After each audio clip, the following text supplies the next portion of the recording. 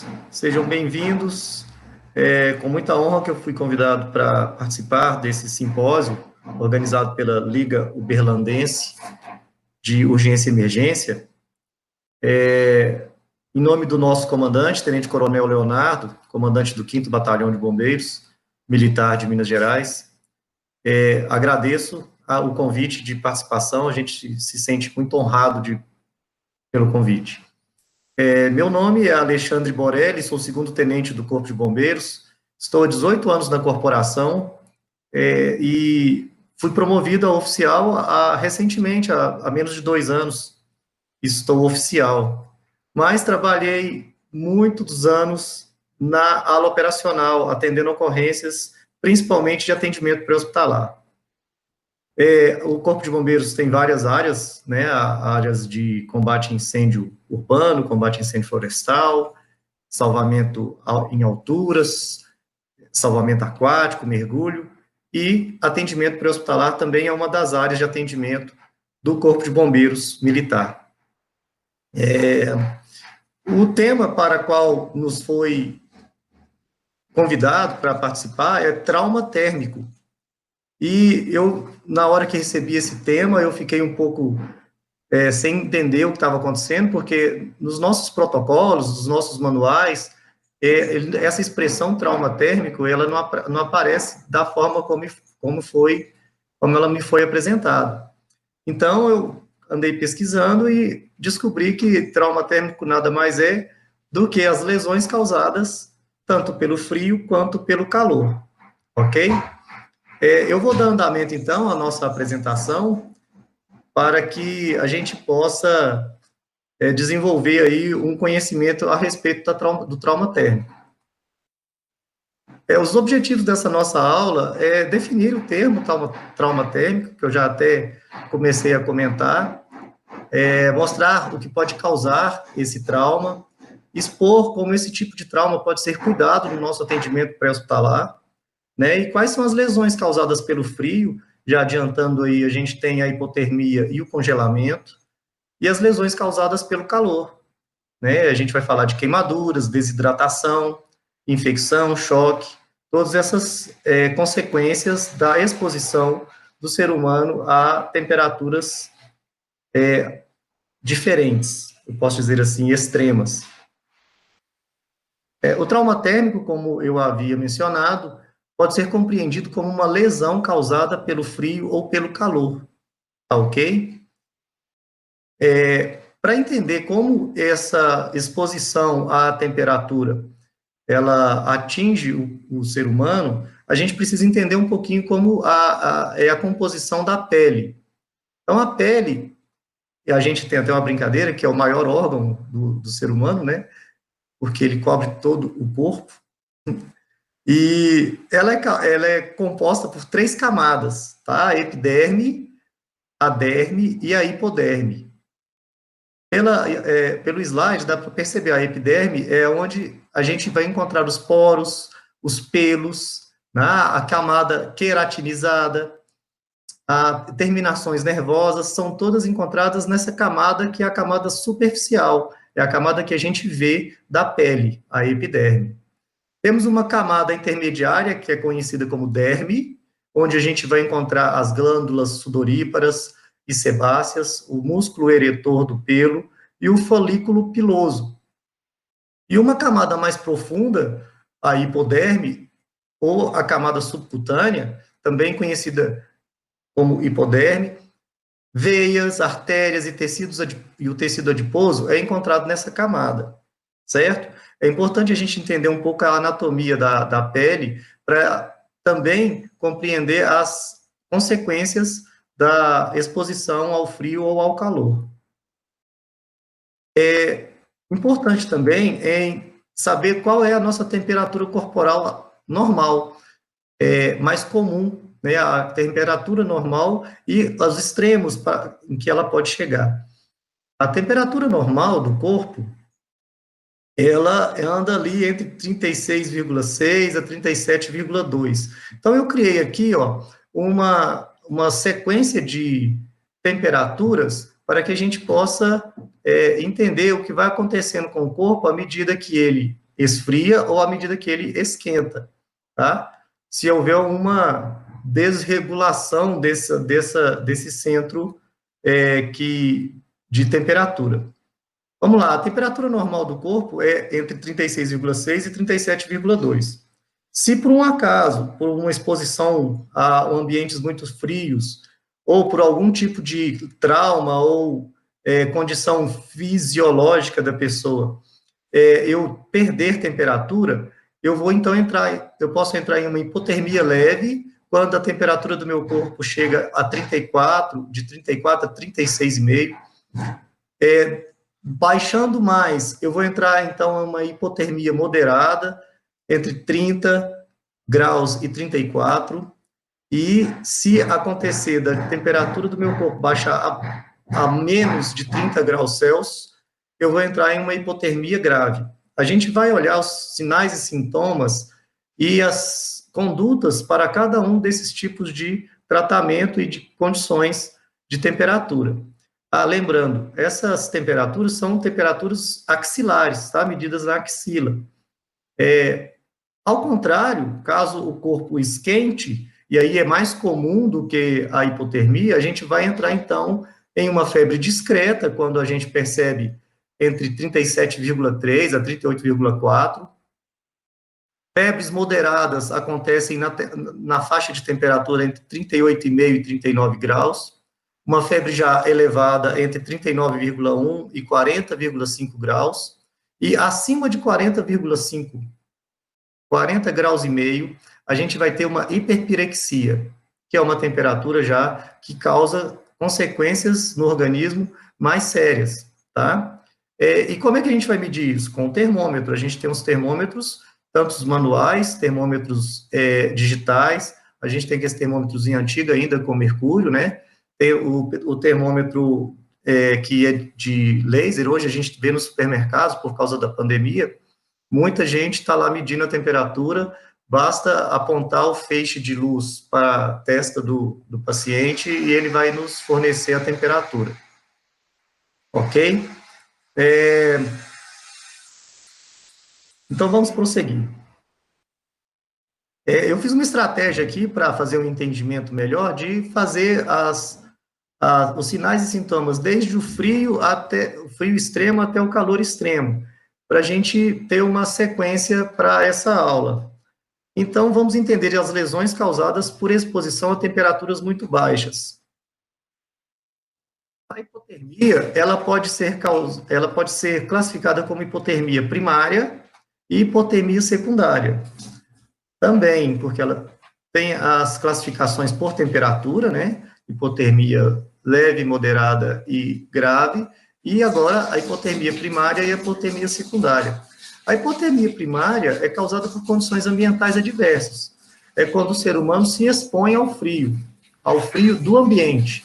Então, quando você vai para um clube, hoje, no frio que está fazendo, e se mete dentro de uma piscina gelada, aquela exposição à temperatura pode te causar uma hipotermia. Tá? A temperatura do seu corpo pode baixar.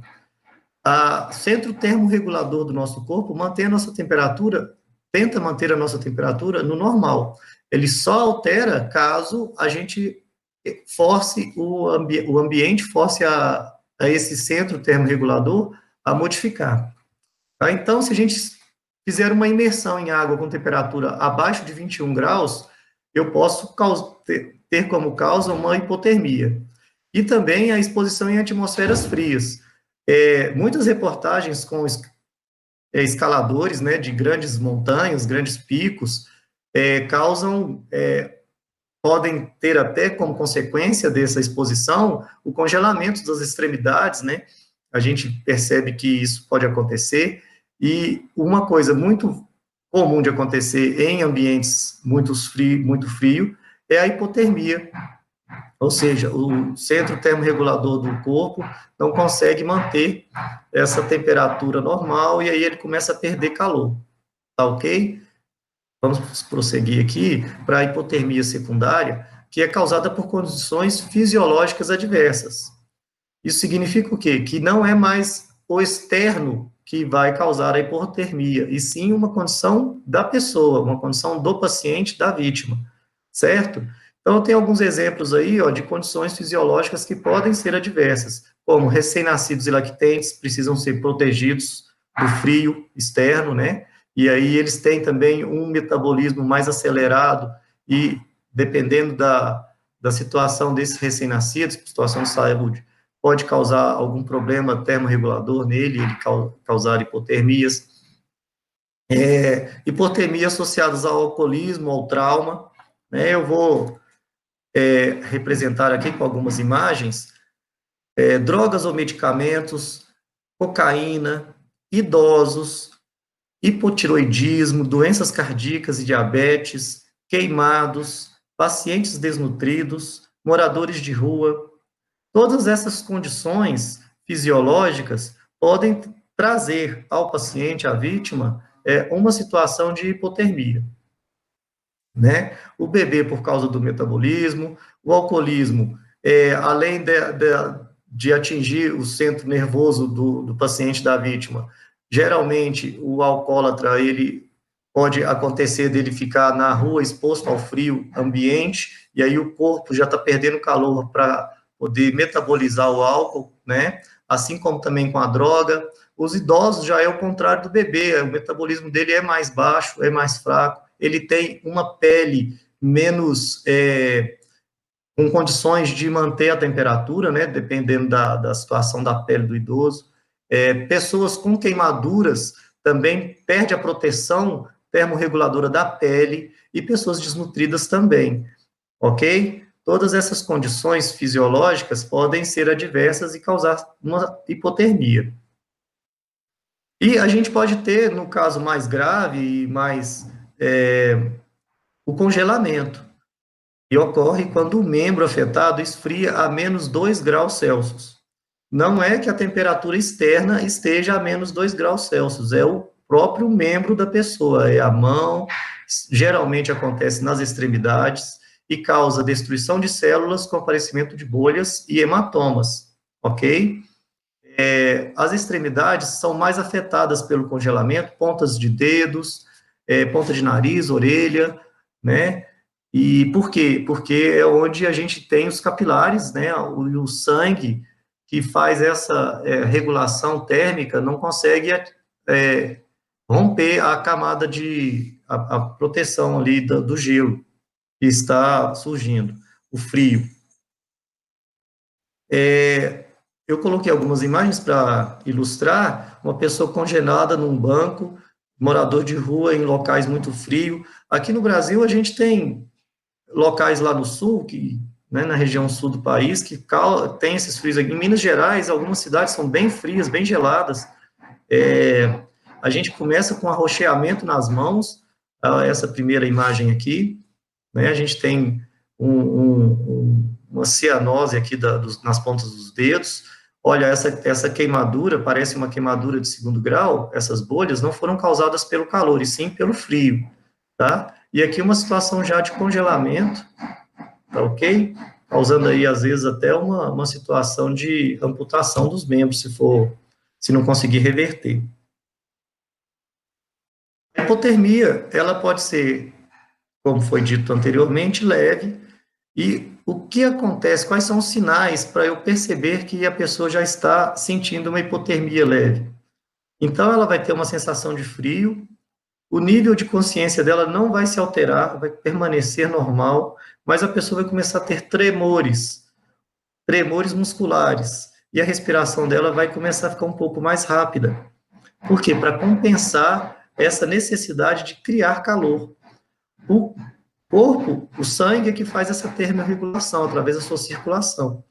Mas aí a gente começa a perceber que isso não é suficiente para manter a temperatura. O cérebro manda, então, estímulos nervosos para os músculos, para que ele se agite e com essa agitação, criar calor. Então, é normal, é comum a gente ver pessoas tremendo de frio, né? Essa é a expressão mais comum. Então, a gente treme de frio por causa dessa necessidade de criar calor, ok? E assim a gente percebe a hipotermia leve. Já a hipotermia moderada, a gente vai ter uma rigidez muscular, porque ela ultrapassou a necessidade do tremor, né? O músculo tremeu tanto que ele já não consegue mais tremer, ele passa a ficar rígido, a pessoa perde a coordenação motora, e aí ela vai tentar, às vezes, mexer no celular e não consegue, vai tentar pegar algum objeto e não consegue. O paciente pode ficar confuso, ele fica mais lento, com sono, porque a circulação sanguínea começa a diminuir, né? E os pacientes normalmente são encontrados sentados ou deitados. E nesse momento não podemos confundir com pacientes que fizeram uso de drogas e álcool. Se bem que essa situação de utilização de drogas e álcool é uma das condições fisiológicas adversas para acontecer a hipotermia, ok? Bom, a hipotermia grave, ela é uma consequência acima, além da exposição ao frio. É uma sequência de ações, né? A hipotermia, ela começa moderada, ela começa leve, ela vai a moderada, e quando ela chega à hipotermia grave, é porque o corpo já não está conseguindo mais responder. E aí o cérebro passa a não responder, a pessoa fica inconsciente. A pressão arterial, ela é indeterminável. Mesmo que eu vá lá com o esfigno e o esteto tentar fazer a medição da pressão arterial, eu não vou conseguir determinar. Os movimentos respiratórios são muito lentos, 1 ou 2 por minuto. Os movimentos respiratórios normais de um adulto, por exemplo, é entre 10 e 12 movimentos respiratórios por minuto. Isso, para 1 ou 2 por minuto, a gente vai quase não perceber essas respirações. E é possível que a pessoa tenha uma parada cardiorrespiratória. E acontece muito nos países mais frios de ter uma morte aparente. Ou seja, como a gente não percebe sinais vitais nessa vítima, a gente pode achar que ela morreu. E, ao mesmo tempo, ela não morreu, porque ela tem movimentos respiratórios lentos, ela tem, às vezes, uma pulsação lenta, que a gente não consegue determinar, e, por causa do frio, ela vai ter rigidez, né? Porque a hipotermia moderada, ela já começou com rigidez muscular. E na hipotermia grave, ela vai apresentar essa rigidez com mais gravidade ainda. Então, para a gente vai fazer uma avaliação visual, se a gente não estiver atento à condição ambiental, a gente vai pensar que a pessoa está morta, está em óbito, e na verdade não. Tá?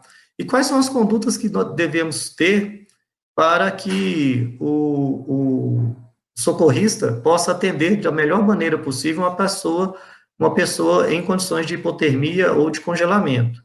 Uma conduta geral, é claro, é retirar a pessoa do ambiente frio. Então, se a pessoa está no ambiente gelado, a gente tem que passar ela para dentro da viatura de resgate, por exemplo. A gente aquece o ar da viatura, o ar condicionado da viatura pode ser tanto um ar frio quanto um ar quente, a gente regula ele lá para o ar quente, liga o ventilador lá da viatura para ar quente, e aí a gente aquece o ambiente para que essa pessoa possa ser aquecida. Se a pessoa estiver molhada, a gente retira as roupas molhadas dela, cobre ela com cobertores, mantas aluminizadas, monitora a temperatura corporal, de tempos em tempos, de minutos em minutos ali, de 5 em 5 minutos, de 10 em 10 minutos, a gente vai monitorando para ver a temperatura corporal dessa pessoa. Evitar a agitação e movimentação exagerada do paciente também é importante, porque dependendo da gravidade dessa hipotermia, pode causar lesões na pessoa, ou condições fisiológicas são muito adversas, e aí a gente deve manter essa pessoa em repouso. Não permitir que a pessoa ande ou se exercite, complementando essa parte de agitação e movimentação exagerada do paciente. Muitas vezes a pessoa acha que para aquecer uma pessoa tem que fazer ela se movimentar, Vamos pular, vamos tremer, vamos fazer isso. Não, a gente tem que ter exatamente o contrário. A gente tem que cobrir a cabeça, pescoço, o tronco com cobertores quentes, levar essa pessoa para um ambiente aquecido, cobre todo o corpo da pessoa e mantém essa pessoa o máximo aquecida possível. Pacientes conscientes, sem agravos adicionais. podem beber líquidos quentes, não alcoólicos e sem cafeína.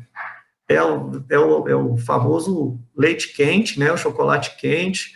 A gente vai poder administrar nessa pessoa ou dar para ela tomar líquidos quentes. Isso é uma exceção para nós do Corpo de Bombeiros. O Corpo de Bombeiros, ele não tem essa possibilidade de dar qualquer tipo de medicamento, mesmo que seja água, para o paciente. Mas no caso de hipotermia, a gente vai poder sim dar líquidos quentes para a pessoa beber, tá? Hoje no Corpo de Bombeiros, fazendo agora uma pausa na aula, o Corpo de Bombeiros fez um convênio com a Prefeitura Municipal de Uberlândia com a criação do SIAT, que é o nosso Serviço Integrado de Atendimento a Traumas e Emergência. Com esse convênio, veio para a nossa corporação médicos, enfermeiros e técnicos de enfermagem compor as nossas viaturas de resgate. Então, isso fez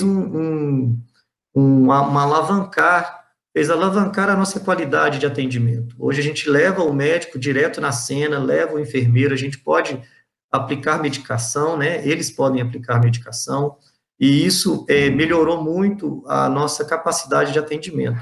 Além disso, a gente tem um médico regulador que faz a regulação desses pacientes para as unidades de atendimento hospitalares, com maior certeza do atendimento, e isso aumentou muito a nossa eficiência, tá? Voltando aqui para a aula, a conduta específica para a hipotermia. A gente tem, então, a hipotermia e o congelamento, ok? Na hipotermia, a gente pode, no caso dos enfermeiros, dos médicos, eles podem fazer fluidos intravenosos a 40 graus Celsius. E o médico, ele, nessa condição, ele pode fazer a avaliação e falar assim, não, eu preciso aplicar um soro fisiológico mais aquecido na vítima para reverter essa hipotermia, certo? Uma técnica que é usada para fazer o aquecimento desse fluido intravenoso é colocar o soro fisiológico envolvido em uma toalha em cima do capô da viatura, com a viatura ligada, né? A viatura está parada, ligada, e a gente coloca ali em cima do capô da viatura o soro fisiológico enrolado numa toalha. E em pouco tempo ele vai se aquecer, e aí a gente vai poder fazer a aplicação, o médico vai fazer a aplicação na vítima. É só uma técnica aí de rua do pessoal. Hipotermia graves, né? A gente tem que se preparar para RCP, que é a ressuscitação cardiopulmonar, porque a pessoa vai estar com uma respiração muito lenta, e a gente não vai perceber, às vezes, nem o pulso, nem a pressão arterial. Então, a gente tem que se preparar para a ressuscitação cardiopulmonar, que é uma outra aula de técnicas de ressuscitação cardiopulmonar, mas logo de mão a gente tem que ter o desfibrilador em mão, tem que fazer as massagens corretamente, com qualidade, e tem que acionar, caso não esteja presente, o suporte avançado de vida, para poder dar um suporte para essa vítima.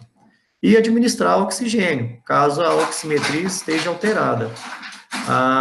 A oximetria a gente vai medir através do oxímetro de dedo. A gente tem as nossas viaturas são equipadas com esse oxímetro de dedo, a gente vai colocar lá e perceber se tem ou não uma alteração na oximetria. Uma coisa interessante para a hipotermia é que o oxímetro de dedo, quando a gente tem essa extremidade muito gelada, ela não capta a oximetria e nem a pulsação. Então, a gente pega o dedo e aquece o dedo da vítima, né? Às vezes o esmalte da vítima, se for uma vítima feminina ou masculina que esteja usando esmalte, ela impede também a leitura do oxímetro de dedo. Então, a gente tem que observar esses detalhes e às vezes, trocar o local de colocar na orelha, né? Para perceber se tem ou não uma alteração na oximetria. Então, aqui, ó, umas ilustrações para resumir esse slide. Primeiro, soro fisiológico aquecido, oxigênio se for necessário, e RCP também pode ser usado na hipotermia, tá? Já o congelamento, a gente tem que utilizar, além daquelas da hipotermia, cobrir frouxamente o membro afetado com uma compressa seca, estéril e não aderente, sem comprimir o membro afetado, tá? É frouxo, a gente vai fazer ali cobrir o membro para apenas aquecê-lo. Os dedos das mãos e dos pés, eles devem ser separados e protegidos por gases. Porque se o congelamento causar ali um descolamento da pele, pode grudar, né? Pode grudar os dedos ali e causar mais lesões na vítima. E não é a nossa intenção que isso aconteça, tá? Se acontecer bolhas, como a gente já percebeu que eu já mostrei numa figura lá atrás, que se tiver bolha, a gente não fura as bolhas, tá? As bolhas não devem ser furadas nem para casos de congelamento, nem para casos de queimaduras. Elas nunca devem ser drenadas, pelo menos não na cena. Tente levar as mãos e os pés para reduzir o edema. Como acontece arroxeamento das extremidades, se a pessoa não tiver nenhuma fratura associada, tanto do membros superiores ou dos membros inferiores, esse membro deve ser elevado para que a circulação sanguínea ela consiga atingir ali aquela extremidade e de reduzir esse edema, tá bom? Não permita que a parte descongelada volte a congelar. Muitas vezes é arriscado que após o descongelamento, a gente vai proteger, a gente vai fazer o aquecimento da vítima, e aí a gente vai conseguir descongelar aquela extremidade. E aí, por causa disso, a gente se descuida e acaba que volta a congelar novamente. Isso ocorre o risco de trombose naquele membro, e a trombose é uma situação clínica mais grave, que a gente também não deve, é um dos princípios do APH, né? Não aumentar a lesão, não aumentar o que a vítima já está com algum tipo de lesão, a gente tem que manter dali para melhor e não dali para pior, tá? Não aumentar a lesão é um dos nossos princípios. Bom, essa apresentação de atenção é exatamente porque aquilo que eu falei a respeito da hipotermia grave, da pessoa parecer estar morta, né? Está em óbito.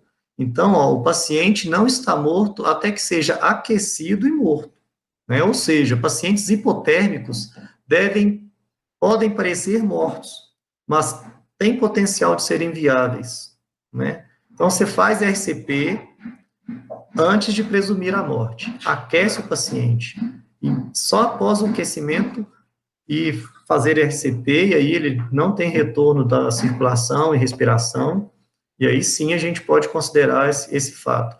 Quem vai determinar isso é o médico, ok? Acione o suporte avançado, se disponível. Eu coloquei até uma fotinha aí da nossa unidade de resgate do CIAT, né? E durante o transporte, vamos manter a vítima protegida, principalmente os tecidos frágeis, contra as lesões adicionais. É aquilo que eu falei, a gente não deve, de forma alguma, aumentar as lesões do paciente, tá? Então, só considere pacientes com hipotermia grave ou congelamento em óbito após o aquecimento desse paciente, tá bom?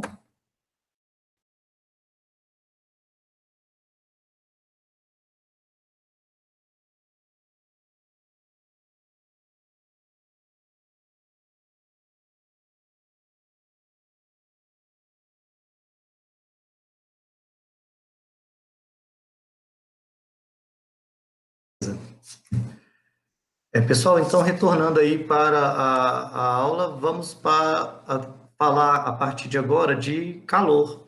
Quais são as emergências relacionadas ao calor, ok? Bom, entre as várias consequências da exposição a temperaturas muito altas, a gente tem aí as câimbras musculares, né, que são causadas pela incapacidade de repor o cloreto de sódio perdido na sudorese, e por problemas eletrolíticos e musculares. Isso acontece muito nos atletas, né? Principalmente quando eles vão fazer aquelas supermaratonas gigantes lá, que eles vão para o deserto, em ambientes inóspitos, e aí eles sofrem câimbras musculares. Isso acontece com a gente também, né? A gente, às vezes, correndo ali no parque, e a gente percebe aí uma cãibra que acontece por falta de reposição do cloreto de sódio que tem que a gente perde no suor.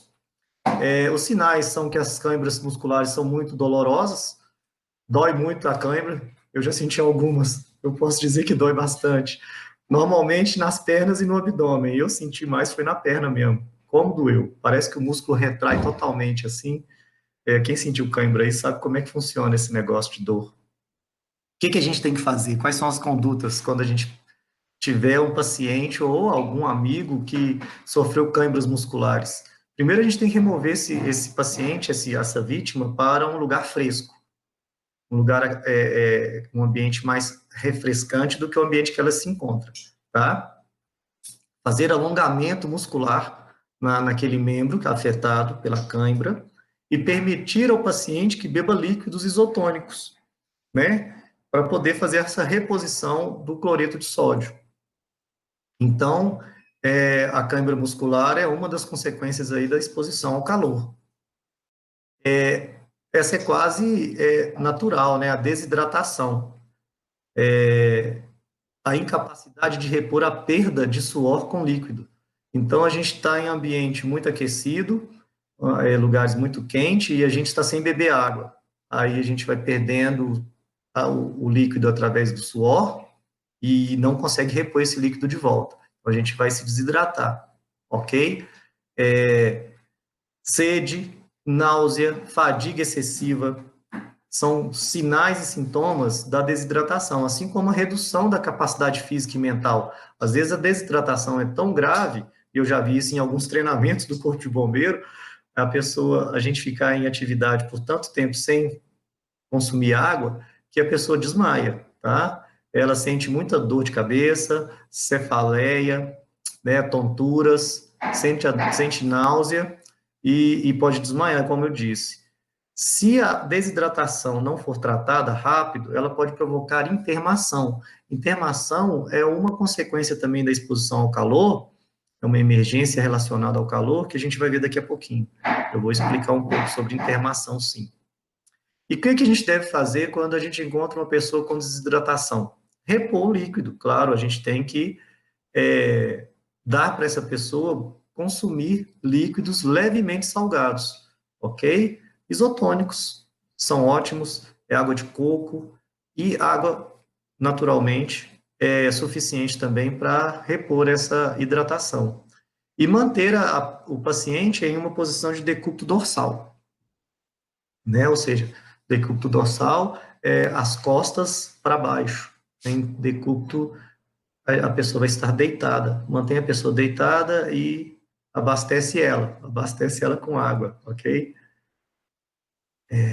Uma outra consequência da exposição ao calor é a exaustão pelo calor.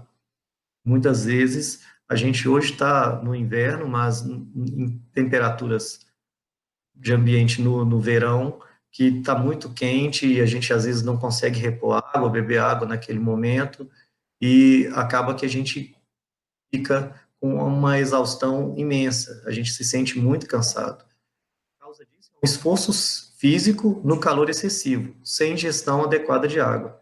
Então, eu já atendi alguns funcionários da construção civil, né, o pedreiro, servente de pedreiro aí, que trabalhando ali loucamente, ali, esforço físico forte, pesado, e que sem beber água, e que tiveram essa exaustão pelo calor ali, ó.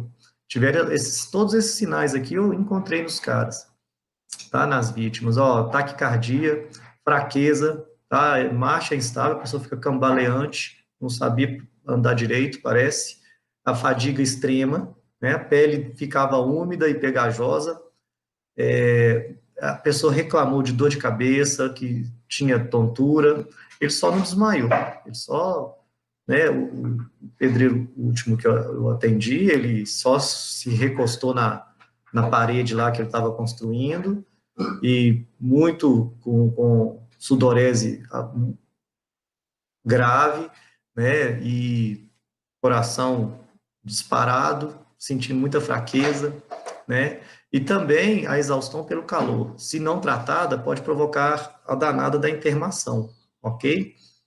O que a gente deve fazer no caso de exaustão pelo calor? Vamos lá, vamos remover a pessoa da fonte de calor, né? Se tiver debaixo do sol quente, coloca na sombra, coloca dentro da viatura, né? Dentro da nossa unidade de resgate, liga o ar-condicionado dela lá no frio, para ela refrescar. Coloca água fria e ventilação. A gente utilizou as compressas, né? A gente molhou a compressa com soro fisiológico e a gente colocou nas axilas, no pescoço, né, na virilha, que são áreas muito vascularizadas e que ajudaram a resfriar mais rapidamente o corpo dessa vítima. Permita ao paciente ingerir líquidos levemente salgados ou isotônicos, né, se não houver outro agravo clínico ou traumático associado e se não houver diminuição do nível de consciência, tá ok? Ou seja, você só deve fornecer água ou isotônico para a pessoa se ela não tiver nenhum outro tipo de lesão. Então, se, por exemplo, ela tem ali uma lesão que pode ser uma hemorragia interna no abdômen, eu não posso fornecer líquidos para essa pessoa, ok? Porque posso aumentar, agravar a lesão, e a gente não quer isso de jeito algum, certo? Então, condutas aí para exaustão do calor: remove da fonte de calor, posicione em lugar fresco, resfria o corpo com água fria e ventilação e permite ao paciente beber líquidos, caso ele não esteja com nenhum tipo de trauma, tá? Vamos falar então da intermação. A intermação, ela é causada por altas temperaturas centrais, ou seja, eu vou colocar o termômetro lá na axila da minha vítima e vai apresentar uma temperatura acima de 40,6 graus Celsius. Aí a hiperpirexia lá, né, que a gente viu lá no nosso gráficozinho de temperatura, está acima de 40,5 graus, eu já vou estar entrando em intermação. Nessa temperatura, já acontecem rupturas celulares, disfunção de múltiplos órgãos e sistemas, ok? A pessoa entra em distúrbio neurológico, com falha no centro termorregulador.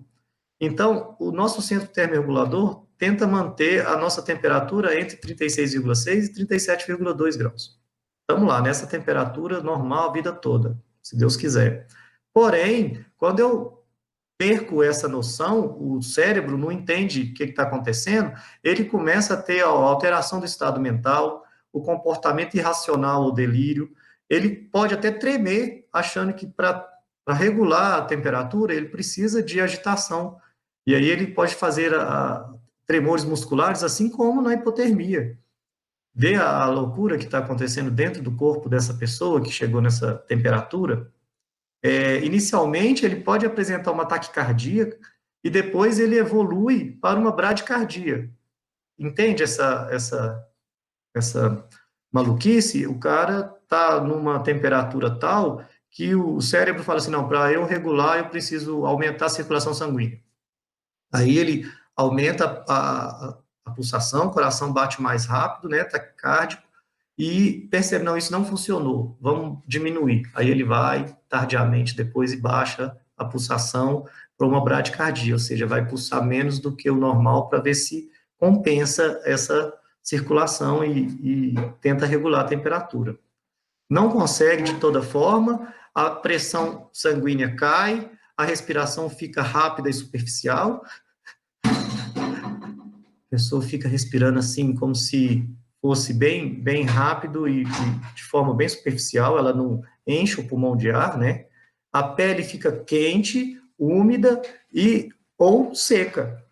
Depende muito do que está acontecendo ali no ambiente naquela hora. A pele da pessoa pode ficar úmida ou seca, tá? É uma total desregulação do centro termorregulador do corpo.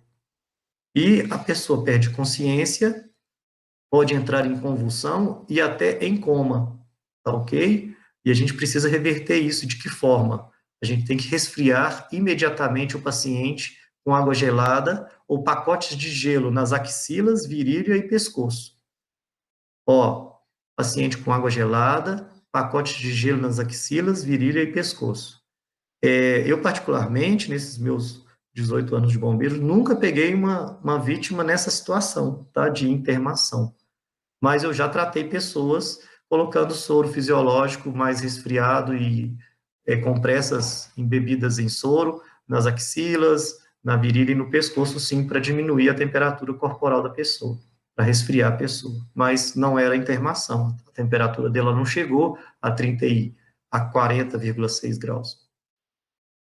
Envolvemos o paciente com panos úmidos e ventilamos o seu corpo. Eu coloquei esse desenho aí embaixo aí, mais ou menos, para representar o que deve ser feito com a vítima. Não dê nada para o paciente beber, ao contrário aí da exaustão pelo calor, das outras condições anteriores que a gente dava água ou isotônico para a pessoa beber, na internação eu já não devo dar mais nada para a pessoa beber, tá? Tratar o estado de choque, né? Aí vai ter um choque hemodinâmico, está tudo descompensado, a circulação, pulsação, a gente tem que tratar esse estado de choque aí, acalmando a pessoa, colocando a pessoa deitada, em decúbito dorsal, em lugar fresco, e transportar imediatamente para o local de atendimento hospitalar, certo? Essa é a consequência mais grave aí da exposição do corpo ao calor. Bom, vamos falar então de queimaduras. Nesse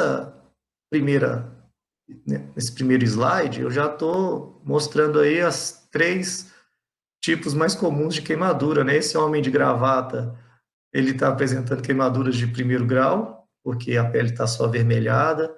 Quando aparece bolha na queimadura, são queimaduras de 2º grau. E quando eu tenho queimaduras mais profundas, como essas da mão, eu tenho queimaduras de 3º grau. Mas eu vou explicar isso com mais calma mais para frente aqui. Vamos lá.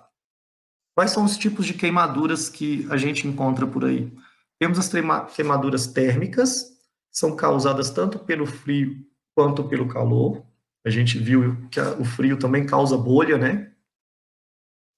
O frio também causa bolha, também causa congelamento das extremidades e a gente, às vezes, existe a deterioração das extremidades e até atinge camadas bem profundas da pele.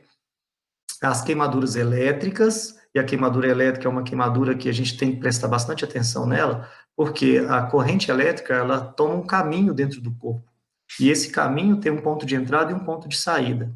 Então, imaginem aí o caminho que faz quando a pessoa leva um choque na mão esquerda e o caminho que o choque, a energia elétrica percorreu foi na mão direita. Então, vai percorrer todo o centro do corpo, onde tem os órgãos principais, coração, pulmão, e vai sair do outro lado.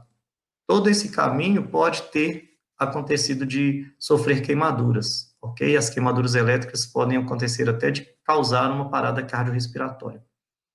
E as queimaduras químicas, que são queimaduras causadas por agentes químicos, tanto os básicos quanto ácidos, e essas imagens que eu coloquei no slide são mais ou menos uma demonstração das queimaduras que a gente tem por aí, esses tipos de queimadura, que a mãozinha no fogo é a queimadura térmica.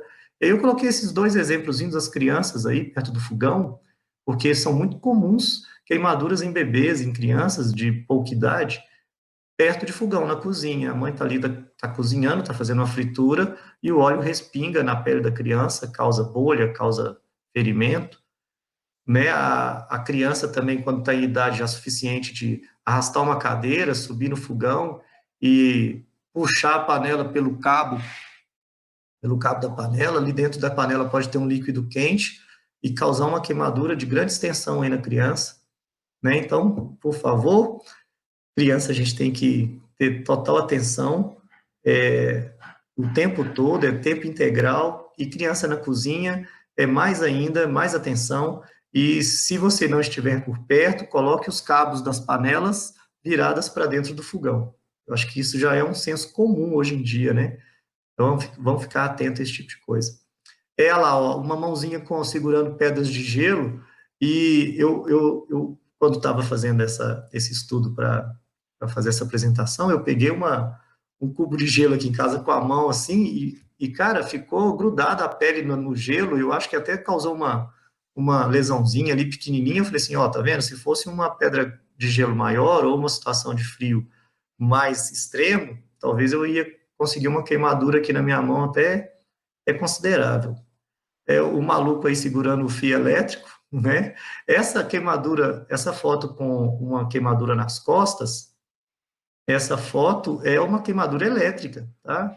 Queimadura elétrica, segundo as informações do Google Imagens. Essas imagens, inclusive, não são imagens minhas pessoais, não, são imagens da internet que eu peguei aí no Google Imagens, ok? E essas duas mãos abaixo aqui são queimaduras químicas que foram causadas aí uma por soda cáustica e a outra por ácido sulfúrico, né? A pessoa teve um acidente aí na fábrica. Tá? Só para ilustrar um pouco aí os tipos de queimaduras. E as queimaduras podem ser classificadas também de acordo com a sua profundidade. E aí aquela primeira slide lá a respeito do primeiro grau, segundo grau e terceiro grau de profundidade de queimadura.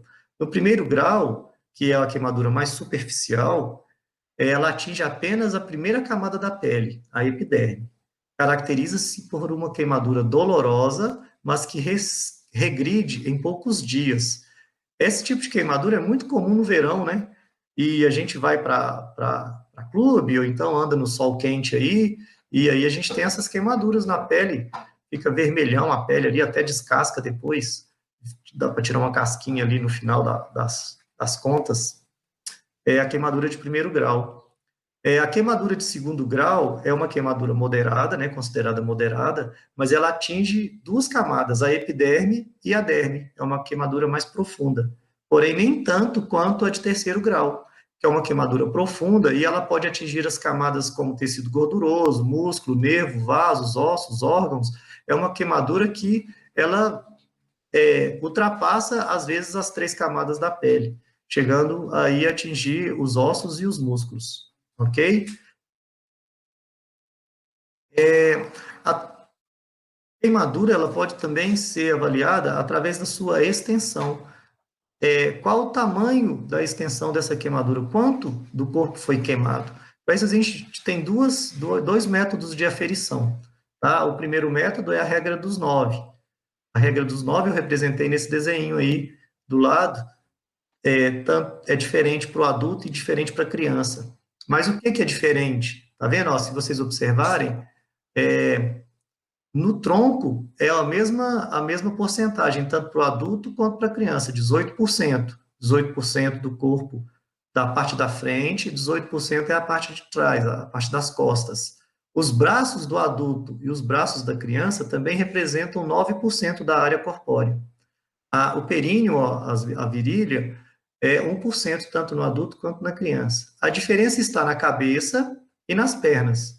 A cabeça do adulto é somente 9% da área corpórea, já o da criança é 18%. As crianças são tudo cabeçuda, né? Então é 18%. E as pernas do adulto são maiores que as pernas das crianças. Então, o adulto tem 18% em cada perna e as crianças 13,5% em cada perna, de área corpórea, ok? Outro método de aferição é o método que a gente chama de método palmar, né? Em pequenas queimaduras, pode-se usar a regra das palmas para estimar a área da superfície corporal queimada. A gente vai utilizar a palma da mão com os dedos, a palma da mão com os dedos da própria vítima, que a minha mão, às vezes, é maior do que a mão da vítima. Então, é a mão da vítima e a gente vai medir qual foi o tamanho da área. Cada palma representa 1% da área corpórea queimada da vítima. Então, a gente vai utilizar ali, ó, a pessoa teve uma queimadura no peito, não atingiu o tronco inteiro, aí eu vou lá, 1, 2, 3, 4, 5% de área corpórea queimada. É um método bem utilizado, né, porque a gente tem condições de ter uma base para informar ao médico regulador, ao médico que vai receber esse paciente, a quantidade da área que foi queimada. Ok? As queimaduras também elas podem ser consideradas graves. E quais queimaduras são mais importantes no atendimento hospitalar? São aquelas queimaduras que foram nas mãos, pés, na face, na virilha, nas nádegas, na genitália, queimaduras nas coxas, queimaduras circunferenciais do tronco ou dos membros. Queimaduras circunferenciais são aquelas queimaduras que envolvem toda a mão, tá? Teve um outro dia aí que a gente pegou uma criança que foi molestada e a sua genitora, a mãe, ela colocou a mão da criança dentro do óleo quente, então ela fez uma luva de queimadura na criança.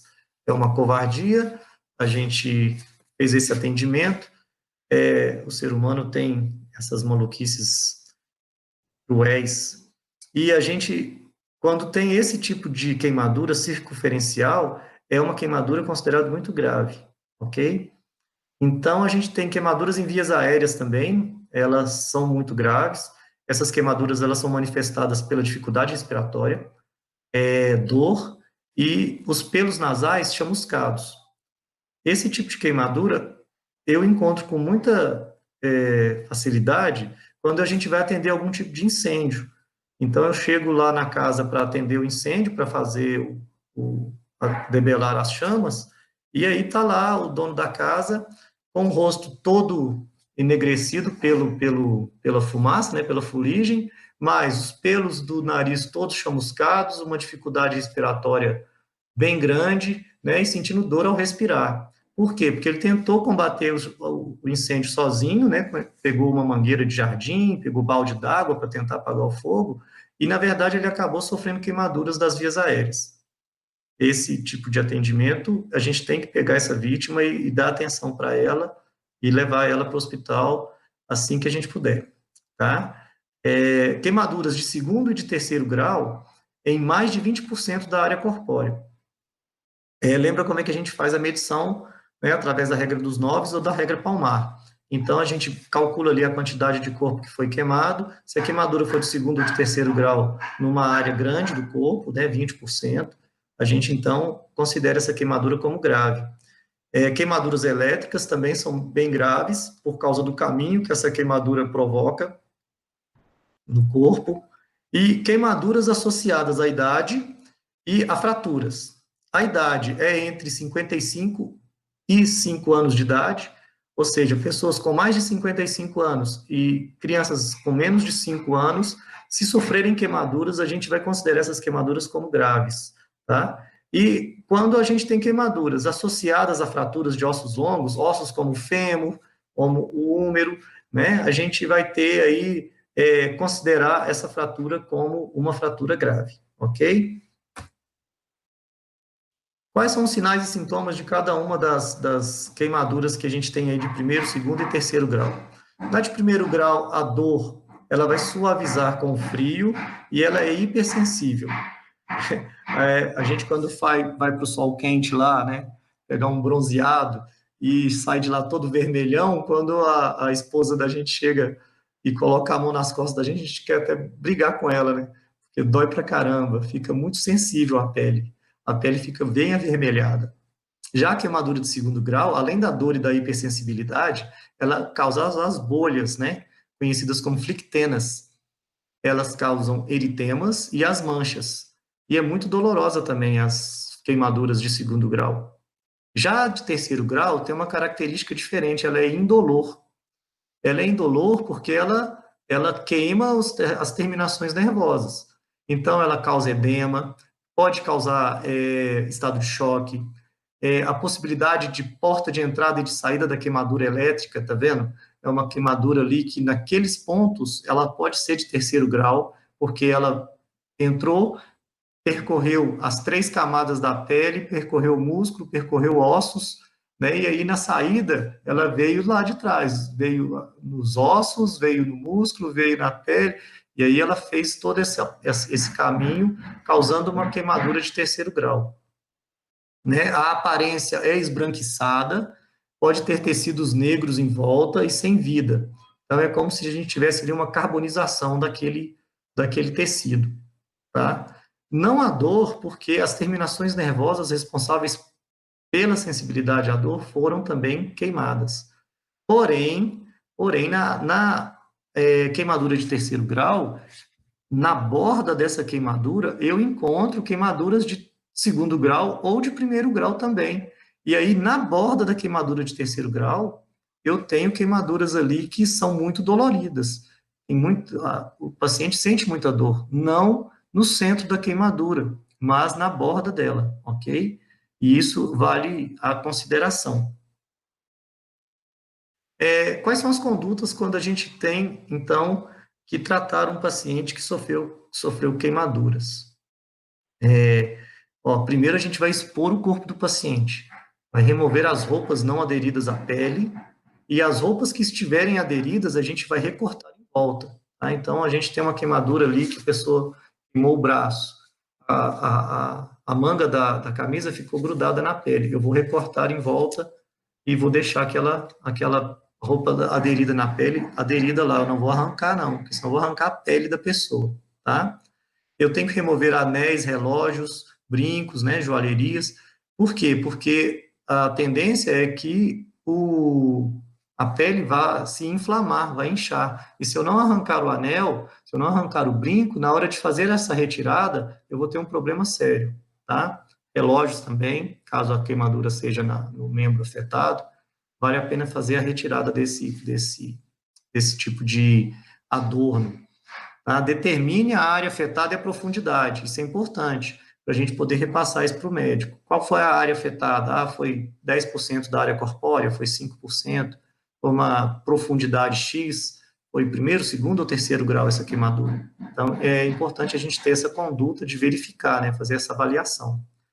Em queimaduras térmicas, por calor, há uma coisa interessante que a gente tem que dizer: quando uma vítima de acidente de motocicleta, né, sofre uma queda de motocicleta e ele rala no asfalto, aquela escoriação, ela também é, por atrito, uma queimadura por calor, porque o atrito gera calor e aí queima a pele, tá ok? E é por isso que, às vezes, a recuperação de uma escoriação, de um acidente de motocicleta, é tão dolorida, tão dificultosa.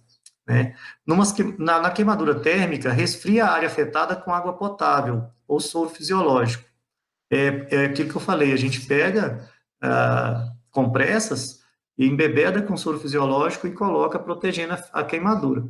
Não é gelado, tá? É entre 12 graus e 18 graus, é uma água fria, um soro fisiológico frio, por no mínimo 10 minutos. Então, a água fria tem que ficar ali naquele ponto que foi queimado, no mínimo 10 minutos, ou seja, acima de 10 minutos a gente vai manter aquele ferimento protegido.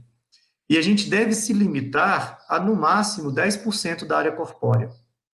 Eu já peguei um senhor que sofreu uma queimadura, foi até muito uma vítima que ele foi fazer um conserto no botijão de gás dele, e aí o botijão de gás soltou uma labareda e queimou toda a face, o pescoço e o tórax dessa vítima. Então, eu tinha ali mais de 10% da área corpórea. Eu, na hora de fazer a proteção, eu tinha que ter me preocupado com a extensão que eu estava protegendo ali com o soro fisiológico, para evitar a hipotermia. Lembra que queimados também é uma condição fisiológica adversa, porque eu não tenho a proteção da pele, o corpo vai perder muito calor, não vai conseguir compensar isso. Então, se eu resfriar muito, uma área muito extensa do corpo, eu posso causar hipotermia na vítima. Não devo utilizar gelo ou água em temperatura inferior à temperatura que a gente citou aí, de 12 a 18 graus. Ou seja, é uma água fria, mas não gelada, tá ok? Devemos cobrir a área queimada com curativo estéril umedecido com soro fisiológico ou usar o kit de queimaduras da unidade de resgate. A gente tem dentro da unidade de resgate um kit de queimaduras, que lá a gente vai encontrar compressa, soro fisiológico, tem até uma tesourinha lá, ou um bisturizinho para recortar a roupa que ficou grudada na pele. A gente tem gaze para poder colocar entre os dedos, se for necessário, e tem também uma manta luminizada para proteger. A gente tem um plástico estéreo, porque às vezes a gente precisa fazer a proteção dessa queimadura com plástico estéreo. Então, o kit de queimaduras, ele vem completo dentro da unidade de resgate, exatamente para fazer esse atendimento a queimados, tá? Em queimaduras químicas, esse item ficou um pouco grande, mas vale a pena a gente prestar atenção nele, tá? Em queimaduras químicas por substâncias em pó, raspe antes de lavar. Soda cáustica causa queimadura, tá? Soda cáustica o pessoal utiliza às vezes para desentupir pia. E aí, se cai na pele, pode causar uma queimadura. Você retira a parte sólida, raspa, antes de colocar água corrente. Por quê? A soda cáustica, quando em contato com a água, ela ferve e causa mais queimadura. Então, se a gente não fizer a raspagem antes desse material, posso causar uma queimadura pior na vítima. Se a queimadura for causada por substâncias líquidas, a gente deve lavar abundantemente.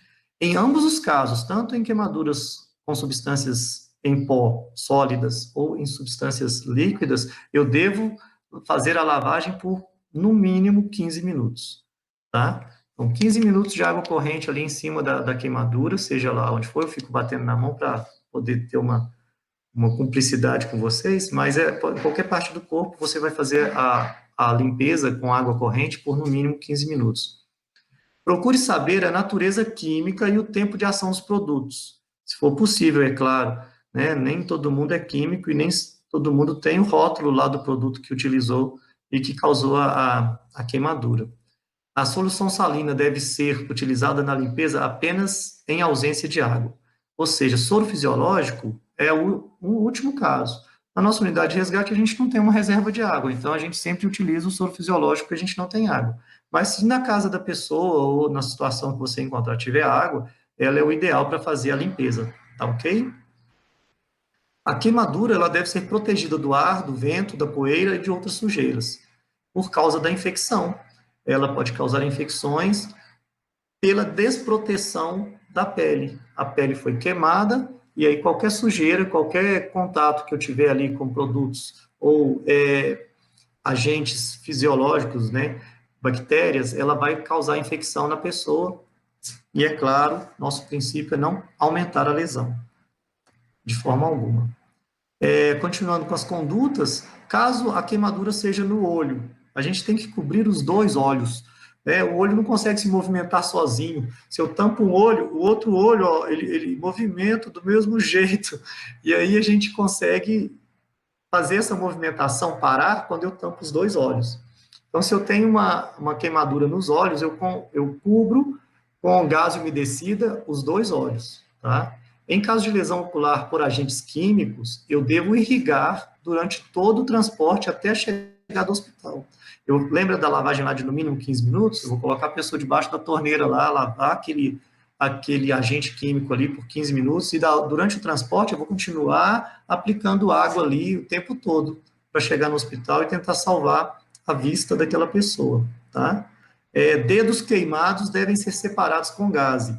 Sim, porque se eu tenho uma queimadura entre os dedos, quando eu junto a pele vai grudar uma na outra, e aí é quase uma cirurgia para separar. Então, eu separo com gases, e aí eu faço o meu curativo separando os dedos, ok?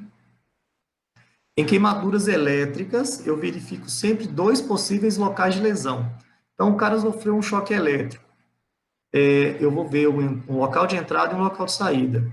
É interessante a gente marcar esses pontos para indicar para o médico lá onde é que foram esses locais, tá? Frequentemente, esse tipo de queimadura pode levar a vítima à parada cardiorrespiratória. Então, a gente tem que estar preparado para isso.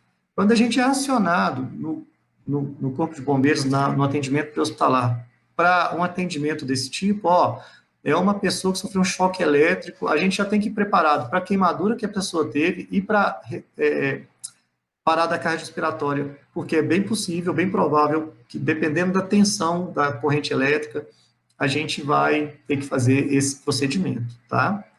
De novo, não fure nenhuma bolha, nem na parte de frio, nem na parte de quente. Não furemos as bolhas, por favor.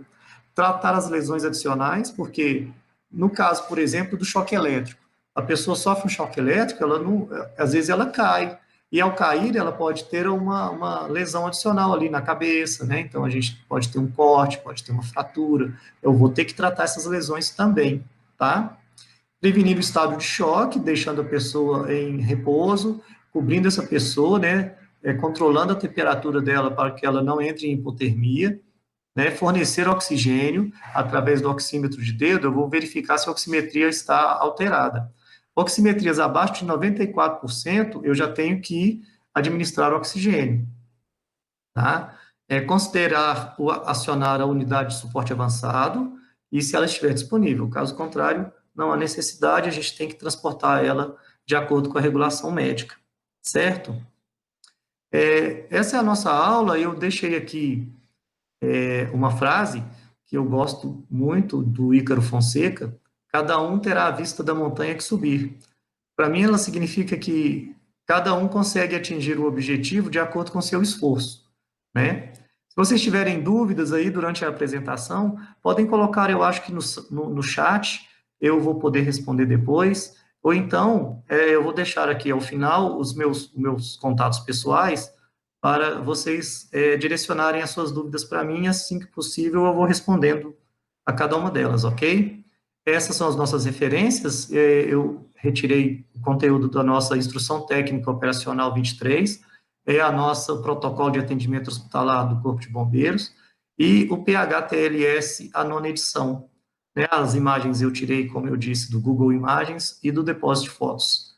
Tá? Agradeço muito aí o convite pela participação e nos vemos em breve. Se tiverem alguma dúvida, esses são os meus contatos. Até mais. Olá! Gostaram da nossa primeira videoaula? Em nome da Lurim, eu venho agradecer a participação do Tenente Alexandre Borelli. Além disso, peço para que vocês curtam esse vídeo, se inscrevam no nosso canal e nos sigam no nosso perfil do Instagram, @lurimufo, para demais informações sobre a nossa jornada. Até a próxima semana!